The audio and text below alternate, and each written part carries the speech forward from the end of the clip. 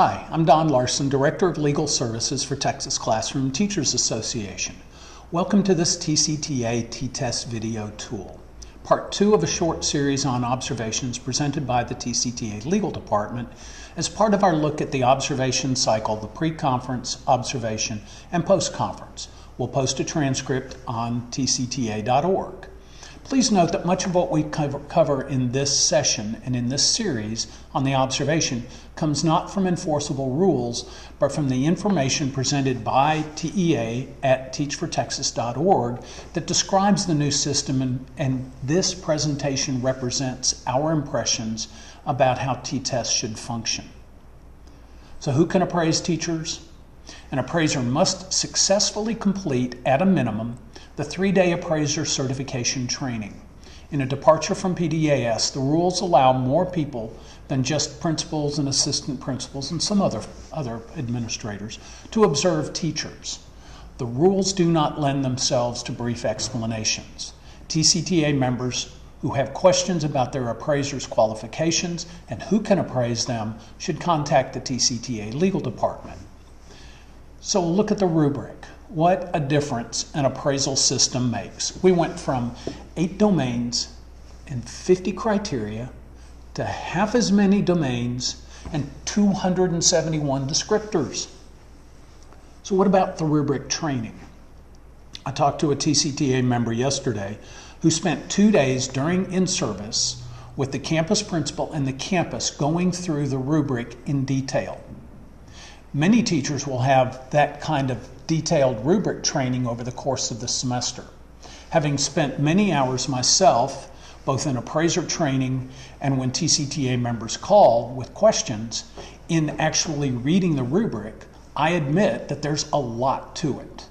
It makes some things really clear and some things are much less easy to deconstruct.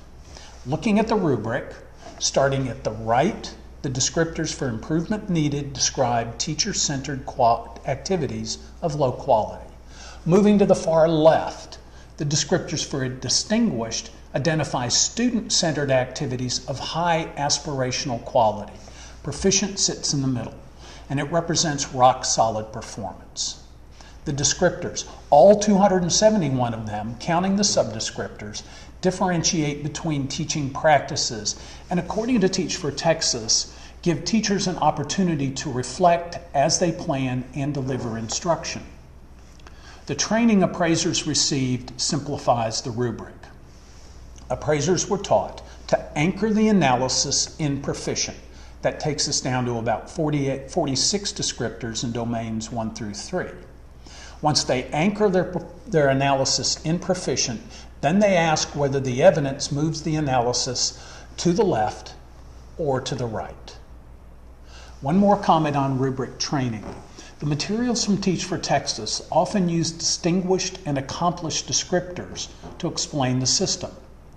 For example, the teacher handbook uses accomplished descriptors throughout to identify the rubric's elements and describe the descriptors. It should be clear that distinguished and accomplished represent aspirational standards.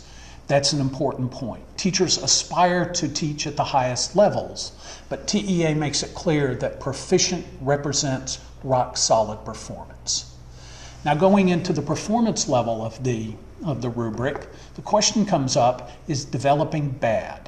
TCTA does not think so for several reasons. First, if as Teach for Texas indicates, proficient in T-TESS equates to PDAS exceeds, the state risks telling many excellent teachers who received proficient ratings under PDAS that they no longer meet the standards of proficiency. TCTA does not think that changing an appraisal system means that excellent teachers suddenly turn bad. Second, TEA says that any point on the rubric does not mean that someone is bad. According to TEA, T-TESS is a developmental process. It can be successful on one campus and unsuccessful on another based on culture alone. And it works best when a campus's approach reinforces a T-TESS phrase, it's okay to be where you are. It's not okay to stay there. Third, according to TEA, T-TESS is a process, it's not a sledgehammer. It does not provide a straight line from an observation to non-renewal. And finally, TEA does not describe developing as an area of deficiency. The Commissioner's rules for less than annual appraisals say that a teacher may receive a less than annual appraisal if the teacher's most recent full appraisal had summative ratings of at least proficient on 9 of the 16 dimensions and did not identify an area of deficiency which is designed or defined as a rating of improvement needed. According to the Commissioner's own rules, developing on the rubric as a performance level should not be construed as an indication of bad performance. I'm Don Larson. Thank you for watching this TCTA T-TESS video tool.